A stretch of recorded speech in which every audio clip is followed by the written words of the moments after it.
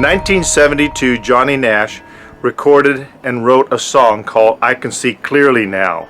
It's a great song. It reached #1 and made him very, very popular. And it's a very catchy song and a very happy song.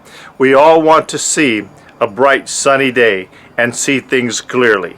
And that's what my devotion's about, and I hope that you benefit from its instruction. I launched my drone on a clear day. Now I have an app called Lychee. That app allows you to pre-program where you want your drone to fly. So right out in front of my house, I decided to fly over my neighbor's little rock quarry. And it's about 600 yards. And so it flew from the house on a clear day, as you saw. And then I launched it again today on a foggy day. And I wanted to show the contrast between what it looks like on a foggy day and what it looks like on a clear day. And obviously the clear day is beautiful. Have you ever been in a situation where you thought you were seeing something clearly, but it's not clear in the end result? In other words, you made a big blunder and not seeing things as they really were. In the scripture, it tells us in 2 Kings around chapter 6 that Elisha had a servant who didn't really see things as he really should have been seeing. There was an army that was coming against Israel, and Elisha saw that there were angels and chariots and fiery flames of these angelic soldiers to protect Israel, and the servant didn't see it. So Elisha cried out to God, "Open the eyes of my servant that he may see." And when the eyes were opened, he saw indeed clearly that God would favor Israel.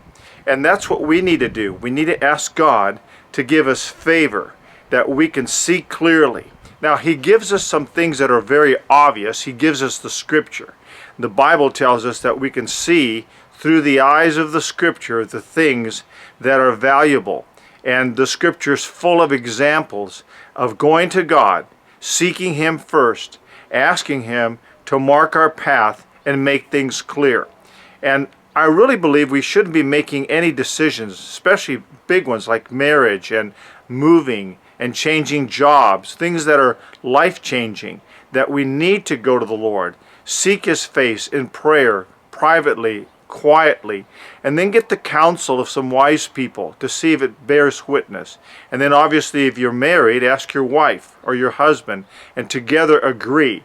And if you do these steps, what the scripture says, getting counsel, God will help you to see clearly, to keep you from making blunders that make lifetime decisions that are disastrous, that don't seem to go away quickly. They plague you and haunt you for years to come. Investments, all kinds of situations. So God gives us the solution. He will open our eyes that we would see clearly and make wise choices. I leave you with this word to pause and ponder.